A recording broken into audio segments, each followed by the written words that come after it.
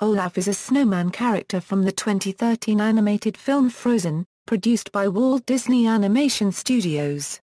Development Origins and concept The Disney studio made their first attempts to adapt Hans Christian Andersen's fairy tale, The Snow Queen, as early as 1943, when Walt Disney considered the possibility of producing a biography film of the author. However, the story and the characters proved to be too symbolic and posed unsolvable problems to Disney and his animators.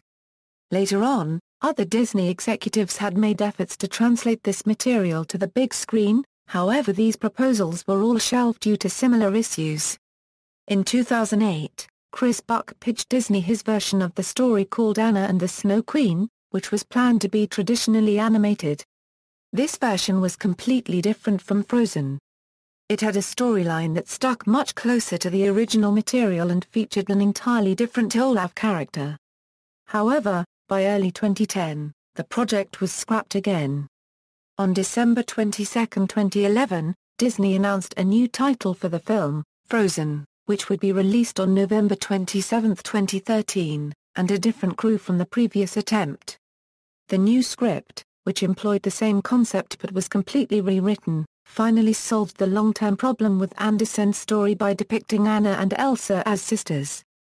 Voice Josh Gad, a Tony-nominated actor best known for his performance as Elder Arnold Cunningham in Broadway's The Book of Mormon, was cast to voice Olaf. Gad later expressed that getting a part in a Disney film was kind of a dream come true for him, as he has always been a fan of Disney films in general and their animated productions in particular. I grew up during the second golden age of Disney animation, when every movie that came out was an event. The Little Mermaid, Beauty and the Beast, Aladdin, The Lion King, he said. Impressed by the performances of comedic relief sidekicks such as Timon and Pumbaa in The Lion King, or the genie in Aladdin, Gad set the goal to play characters of this type since his early age. I remember saying, "I want to do that one day. I really want to do that," he recalled. Design and characterization As a snowman Anna and Elsa built together as kids, Olaf represents innocent love and the joy the sisters once had when they were young before being split. He isn't just funny, he's also got a big role to play representing the innocent love and the scale of fear versus love. It wasn't until he meant something to the girls that he resonated with us. Olaf couldn't just be thrown in, he had to have a purpose, and that one of his purposes was to be the embodiment of the sisterly relationship that had gone cold. When Anna and Elsa were very little, and before Elsa's powers accidentally hurt Anna, they played. They'd sneak away and play with her powers. And you see them roll the snowman. He's not magical. He doesn't come to life. But they name him Olaf and he likes warm hugs. It inspires the look.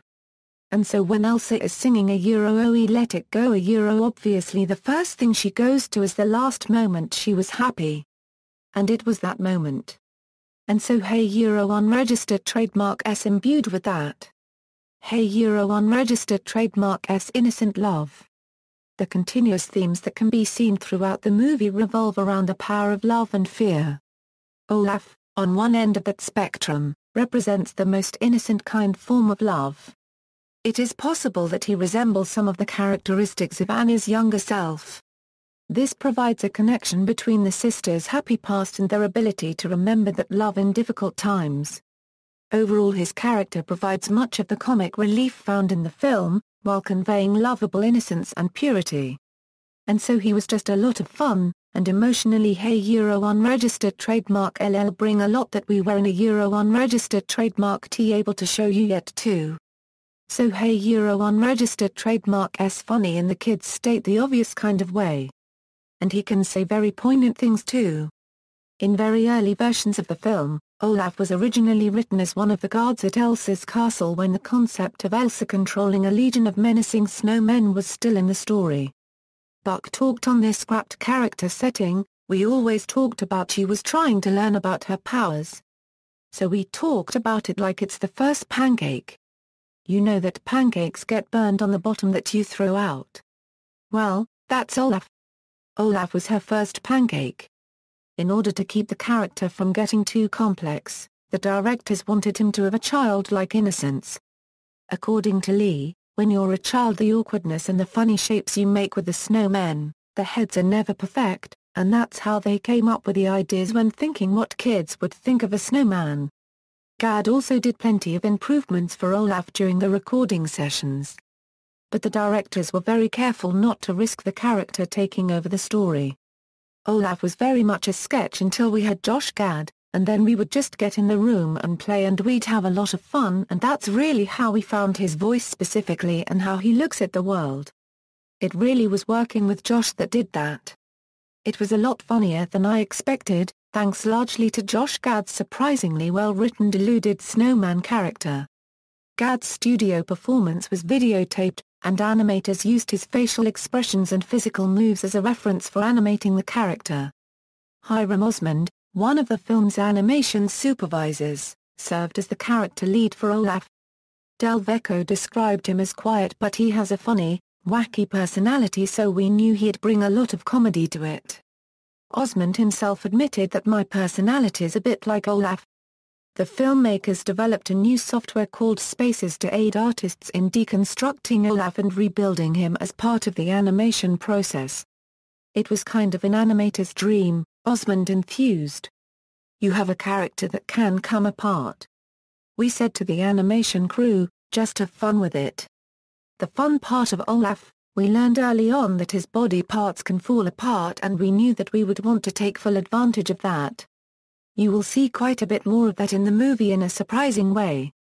Olaf has become his own sort of standout comic character, and the animators are having fun animating him. There's a lot of squash in there, a lot of euro, and he's the only character we can throw off a cliff and have him come apart on the way down, still survive and be happy. We have the contrast of Olaf being a snowman but loving the idea of summer. Appearances Frozen equals. His first appearance in Frozen is during Anna and Elsa's childhood as an inanimate snowman. Later, Olaf is recreated during the first verse of Let It Go, and unknown to Elsa, comes to life. A few days later, Anna and Kristoff cross paths with Olaf while traveling through a meadow. Anna's first instinct is to give Olaf the carrot nose that he had been missing. Before they continue on their way, Olaf sings a short number fantasizing about what it might be like to experience summer heat, blissfully unaware that he'll melt. Olaf then guides Anna and Kristoff to Elsa's ice palace. After they are expelled by Marshmallow, Olaf accompanies Anna and Kristoff to the trolls who raised Kristoff, seeking help from Grandpappy in regards to a shard of ice that is lodged in Anna's heart. There, the trolls try to marry Anna and Kristoff, and Olaf sings a sentence in the sequence. The group thinks a true love's kiss can save Anna, and so head back to Arendelle. Olaf gets separated from the group on the way, and only appears again in the library after Hans' betrayal, having managed to sneak past the guards. Olaf comforts Anna, telling her the real meaning of love. Then they head out to the field to find Kristoff, but Olaf is blown away. In the end, when Elsa finally dissipates the eternal winter and re-establishes herself as queen, she creates him a snow cloud to stand directly above him so he could fulfill his dream of living in summer without melting.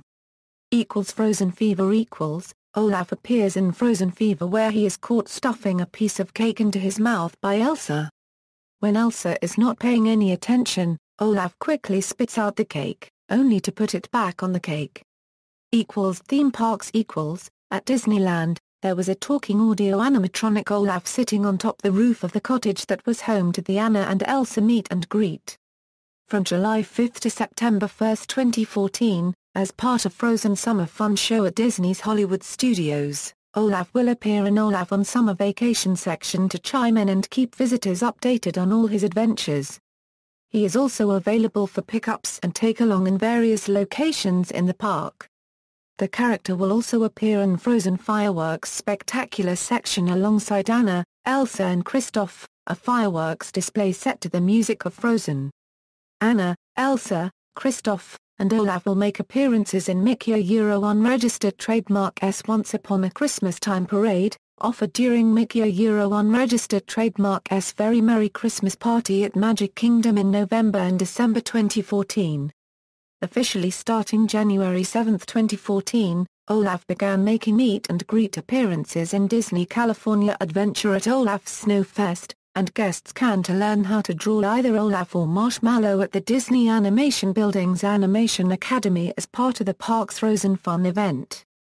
Beginning May 22, 2015, Disneyland debuted a new nighttime parade called Paint the Night, which includes a Frozen float featuring Anna, Elsa, and Olaf, as part of the park's 60th anniversary celebration. Olaf appears in The Simpsons special Simpsons ALS Ice Bucket Challenge. He also makes an appearance in the Sky Adventures television advertisement. Reception: since the release of the film, Olaf has gained critical acclaim for his comedy and voice work of Josh Gad, with many critics comparing him to Genie from Aladdin, another comic relief character that received universal acclaim upon the film's original release. References. External links: official character page,